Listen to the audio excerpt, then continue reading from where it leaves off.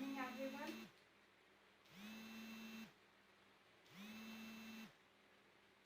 आज हम अपना कोऑर्डिनेट ज्योमेट्री स्टडी करेंगे, ठीक है। सबसे पहले बात, कोऑर्डिनेट ज्योमेट्री स्टडी करने से पहले हमें ये पता होना चाहिए कि इसका मेन मोटिव क्या है, ये इसको हम किस बेस पे यूज कर रहे हैं या फिर हम इसको क्यों यूज कर रहे हैं हमारे मैथ्स में, ठीक है। तो वो चीज़ सबसे पहले हम कंफर्म कर लेते हैं, अपनी देख लेते हैं, उसके बाद हम आगे पढ़ेंगे। हमें पढ़ा है, हमने फर्स्ट चैप्टर में नंबर सिस्टम में नंबर लाइन पढ़ी थी।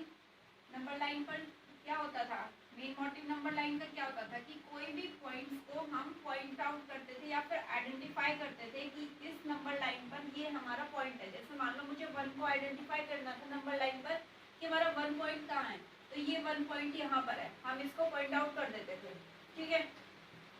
उसके बाद कोऑर्डिनेट ज्योमेट्री, कोऑर्डिनेट ज्योमेट्री को क्या हम नंबर लाइन पे रिप्रेजेंट कर सकते हैं? नहीं, क्यों? अगर हम नंबर लाइन पे कोऑर्डिनेट ज्योमेट्री को आगे आगे देखेंगे कि हम क्यों रिप्रेजेंट नहीं कर पाएंगे, ठीक है। एक एग्जांपल लेके चलती हूँ मैं। सपोज करो ये एक मेन रोड है, ठीक है, वहाँ पर ये स्ट्रीट है। मेन रोड में काफी स्ट्रीट होती है, वहाँ पर ये स्ट्रीट है, उन स्ट्रीट में काफी हाउसेज है, ठीक है। अगर मैं आपसे ये बोलूं कि आपको, मान लो आपको कहीं भी अपने फ्रेंड के, किसी फ्रेंड के घर पे जाना है, अगर आप सबसे पहले वहां पर ना गए हो, फर्स्ट टाइम जा रहे हो, तो आप क्या एक मेन रोड के जरिए आप उसके घर तक पहुंच सकते हो? नहीं पहुंच सकते। उसके लिए हमें कितनी चीजों का पता होना चाहिए?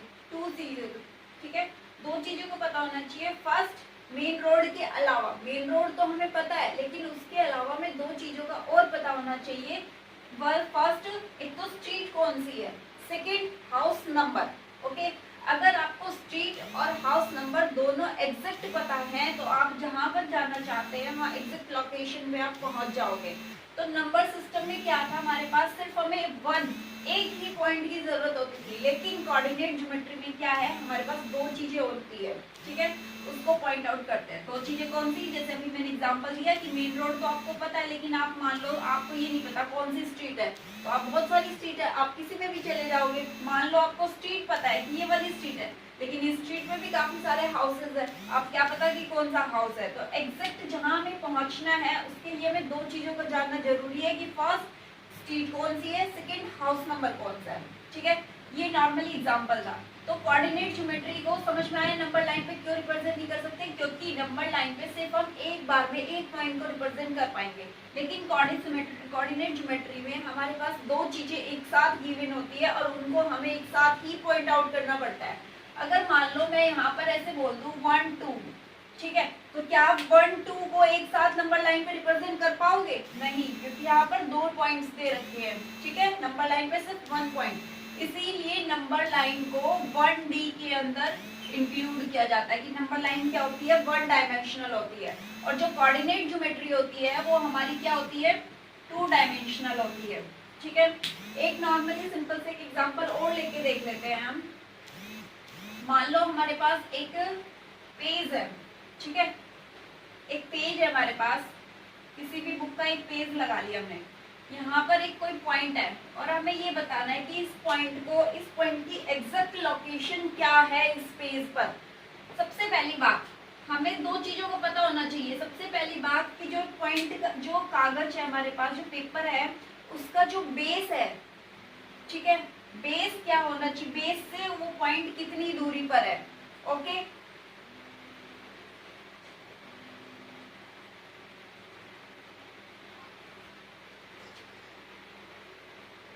क्या पता होना चाहिए, जो पॉइंट हमें फाइंड आउट करना है वो बेस से, जो हमारा पेपर का बेस है उससे कितनी दूरी पर है, ठीक है, फर्स्ट चीज।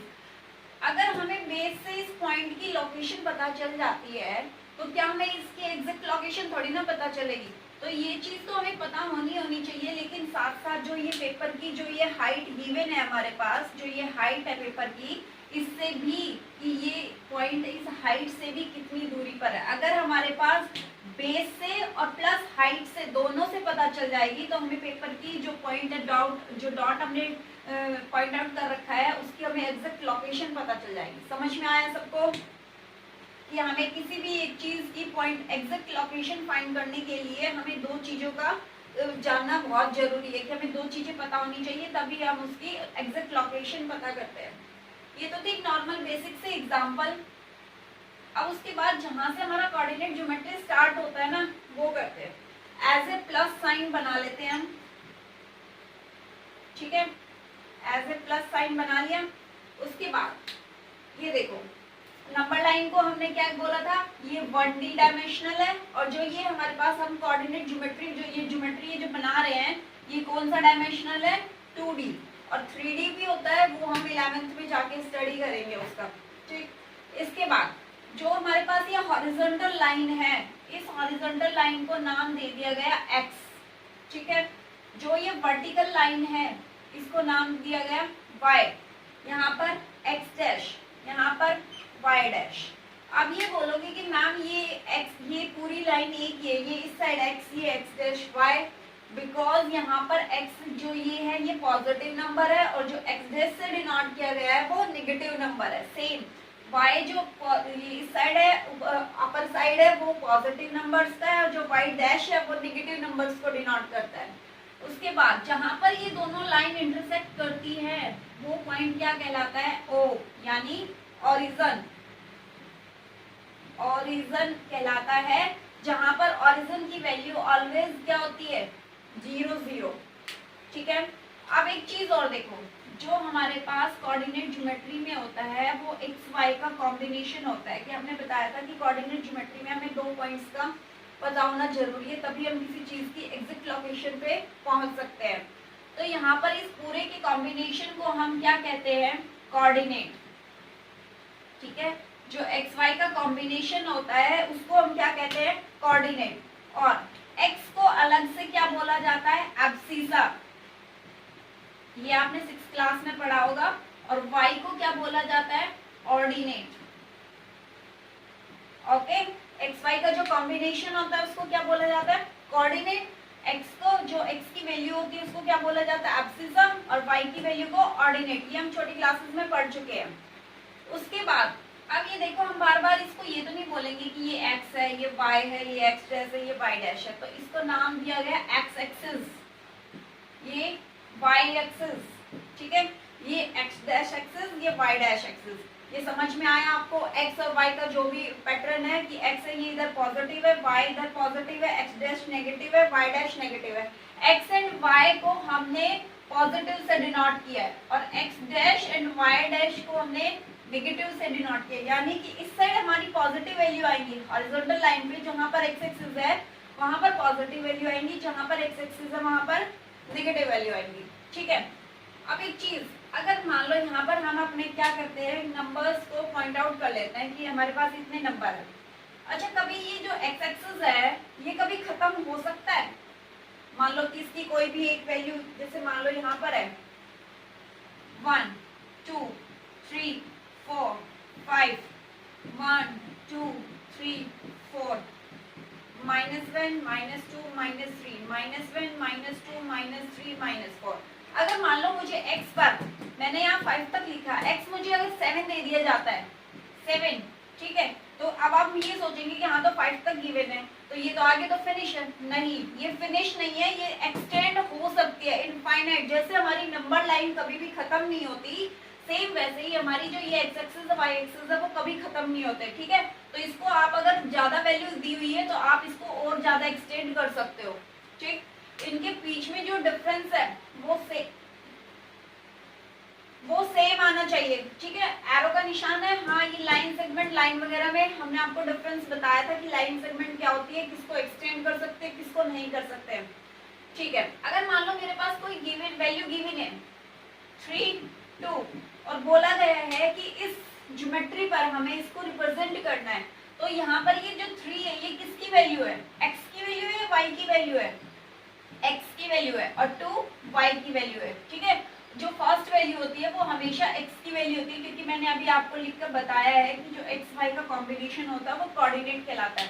तो first value x, second value y, first value 3, x की वैल्यू 3, तो मैं अगर इधर राइट साइड में देखूंगी ऑरिजिन के, या फिर ऑरिजिन के लेफ्ट साइड में देखूंगी, तो मुझे ये देखना है कि ये मेरी पॉजिटिव वैल्यू है, तो पॉजिटिव वैल्यू है वो राइट साइड में ऑरिजिन के, तो 3 पर मैंने पॉइंट आउट कर लिया, ठीक है। उसके बाद y कितना है 2, पॉजिटिव का है तो y पे भी मैंने पॉइंट आउट कर लिया, y को आगे आगे मैंने डॉट से कर दिया, ठीक है। और यहाँ पर जो 3 को मैंने पॉइंट आउट किया था ये, तो जो यहाँ पर ये जो पॉइंट आया है ये पॉइंट मेरा क्या है 3 2। समझ में आया सबको?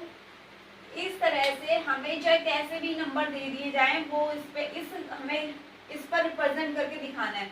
हमारी कोऑर्डिनेट ज्योमेट्री का मेन मोटिव ग्राफ वगैरह को रिप्रेजेंट करना नहीं है, सिर्फ और सिर्फ जो नंबर्स होते हैं उनको पॉइंट आउट करना है, ठीक है। क्योंकि कोऑर्डिनेट ज्योमेट्री में पूरे में काफी सारे ग्राफ्स भी बनते हैं, आगे हम देखेंगे। अब चलो एक पॉइंट है -3 एंड -2, इस पॉइंट को हमें रिप्रेजेंट करके दिखाना है। तो -3 किस साइड है, एक्स एक्सिस का वैल्यू है, एक्स की वैल्यू है ये, तो ये एक्स डैश की साइड आ गया क्योंकि ये नेगेटिव है। -3 को हमने यहाँ पर पॉइंट आउट कर दिया। उसके बाद -2 ये पॉजिटिव है लेकिन -2 इधर नेगेटिव की तरफ है, तो -2 ये आ गया y की वैल्यू, ठीक है। इसको ऐसे डॉट डॉट से आगे करो और इसको डॉट डॉट से आगे करो, जहां पर भी ये इंटरसेक्ट होते हैं, जहां पर भी ये मिलेंगे, वो जो पॉइंट होगा जो हमें फाइंड करना था वो सेम पॉइंट होगा, ठीक है। तो ये वाला पॉइंट हमारा क्या है -3। हाँ, कुछ भी नाम दे दो आप इसको, कोई दिक्कत नहीं है। आपने ए दे दिया, इसको बी दे दिया, ठीक है। ग्राफ में आपको जब ग्राफ बनवाए जाएंगे तो वहां से आपको नाम भी दिए जाएंगे। अच्छा एक चीज और, मान लो ये तो आपको पॉइंट्स दे दिए गए और इनसे आपने ग्राफ ड्रॉ कर लिया। अगर आपके पास कोई पॉइंट दे दिया गया हो, कोई पॉइंट दिया गया हो और उसके बाद बोलो कि अब आप ये बताओ, जैसे देखो -2 -3, मान लो यहाँ पर कोई पॉइंट गिवन है ए और हमें ये बताना है कि अब इसकी वैल्यू बताओ, ठीक है। तो एक्स एक्सिस की तरफ देखो, पहले एक्स का पॉइंट लिखा जाता है, ठीक है, फिर वाई का लिखा जाता है। तो कहाँ क्या वैल्यू आई, एक्स की क्या है 2 और वाई की क्या है 4, तो इस पॉइंट को हमें क्या हो गया 2 4, ठीक है। तो जरूरी नहीं है हमें सिर्फ पॉइंट गिवन होंगे और हमें पॉइंट को यहाँ पर ग्राफ में रिप्रेजेंट करना है, हमें कोई सिंपल एक डॉट भी दिया जाएगा और उसकी वैल्यू भी फाइंड करनी होगी, ठीक है। तो इस तरह से 2 तरह के क्वेश्चन बनते हैं इसमें। यस, पहले ऑलवेज एक्स वाई आता है। देखो मैंने जर्नल टर्म एक्स वाई लिखा है, तो फर्स्ट नंबर पे हमेशा एक्स की वैल्यू आती है, सेकंड पे वाई की। उलट पुलट मत कर देना कि आपने y लिख दिया x, नहीं, ये ऑलवेज x एंड y की फॉर्म में होता है, जहाँ पर x फर्स्ट टर्म होती है, y सेकंड टर्म होती है। x को एब्सिसा बोलते हैं, y को ऑर्डिनेट बोलते हैं, इन दोनों के मिक्सचर को, कॉम्बिनेशन को कोऑर्डिनेट बोला जाता है, ठीक है। उसके बाद अब ये देखो हमारे पास 4 पार्ट्स में डिवाइड है ये, first, second, third, fourth, 4 part में डिवाइड है। अब ऐसे तो नहीं बोलेंगे first part, second part, third part, fourth part, तो इसको क्वाड्रेंट का नाम दिया गया, फर्स्ट क्वाड्रेंट, ठीक है, सेकंड क्वाड्रेंट, ऐसे ही third quadrant and fourth quadrant, ठीक है। अब हमें ये देखना है कि हमारे पास फर्स्ट क्वाड्रेंट में किस तरह की वैल्यू गिवन होती है, सेकंड क्वाड्रेंट में किस तरह की वैल्यू गिवन होती है, थर्ड में किस तरह की होती है, फोर्थ क्वाड्रेंट में किस तरह की वैल्यू गिवन होती है। तो वो चीजें हमें नोट करनी है। सबसे पहली बात, ये हमें याद रट्टे मारने की जरूरत नहीं है, ना ही हमें याद करने की जरूरत है, हम ऑटोमेटिकली समझ के भी इसको याद कर सकते हैं। फर्स्ट क्वाड्रेंट में ये देखो हमारे पास कौन कौन सी वैल्यू आ रही है, एक्स एक्सिस आ रहा है, वाई एक्सिस आ रहा है, ठीक है, दोनों पॉजिटिव आ रहे हैं। तो जितनी भी फर्स्ट क्वाड्रेंट में वैल्यू आएंगी वो पॉजिटिव आएंगी, एक्स की भी पॉजिटिव आएंगी और वाई की भी पॉजिटिव आएंगी, क्योंकि ये देखो जो ये क्वाड्रेंट है वो इसके अंडर में आ रहा है, तो यहाँ पर जो एक्स है ये पॉजिटिव है और जो वाई है ये पॉजिटिव है। बात करते हैं सेकंड क्वाड्रेंट की। सेकंड क्वाड्रेंट किसके अंडर आ रहा है, इस वाले क्वाड्रेंट के अंडर आ रहा है, तो एक्स एक्सिस क्या है नेगेटिव, तो पहले एक्स का साइन लिखेंगे उसके बाद y का साइन लिखेंगे। ऐसा मत करना कि पहले y का साइन कर दिया फिर x का साइन, नहीं, हमें पहले x की वैल्यू लिखनी है, ठीक है। तो यहाँ पर x क्या है नेगेटिव पॉजिटिव। तो अब हमें क्या होता है कि अगर नॉर्मली हमें कोई भी ऐसे बोल दिया जाए कि 2 एंड -5 बताओ कि कौन से क्वाड्रेंट में है, तो हमें ड्रॉ करके देखने की जरूरत नहीं है, तो हम ऑटोमेटिकली बता सकते हैं कि ये कौन से क्वाड्रेंट में, x पॉजिटिव है पॉजिटिव, y नेगेटिव है तो नेगेटिव, मतलब ये फोर्थ क्वाड्रेंट में है, ठीक है। तो ड्रॉ करने की जरूरत नहीं है, तो इसलिए ये चीजें बताई जा रही है। थर्ड क्वाड्रेंट, x क्या है थर्ड क्वाड्रेंट में नेगेटिव, और y क्या है, वो भी नेगेटिव है। तो थर्ड क्वाड्रेंट में x और y अगर दोनों वैल्यू नेगेटिव गिवन होती है हमारे पास, तो ये कौन से क्वाड्रेंट में लाई करेगा, थर्ड क्वाड्रेंट में लाई करेगा। ठीक है, फोर्थ क्वाड्रेंट, x की वैल्यू पॉजिटिव, ठीक है, ये x एक्सिस है पॉजिटिव है, ये y एक्सिस है पॉजिटिव और नेगेटिव। समझ में आया सबको कि अगर हमारे पास डायरेक्ट क्वेश्चन पूछ लिया जाए कि हमारे कोई कोऑर्डिनेट गिवन है और उस कोऑर्डिनेट को हमें ये बताना है कि वो कौन से क्वाड्रेंट में लाई कर रहा है, फर्स्ट में कर रहा है, सेकंड में कर रहा है, थर्ड में कर रहा है या फोर्थ में कर रहा है, तो हम उनके साइन से, साइन को देखकर ही बता देंगे कि वो कौन से क्वाड्रेंट में। तो हमें ऐसे रिप्रेजेंट करने की जरूरत नहीं है कि -2 यहाँ पर है, -5 सॉरी -2 यहाँ पर है, -5 यहाँ पर है। ठीक है, तो हम यहाँ पर बताएंगे, फिर बताएंगे थर्ड क्वाड्रेंट में।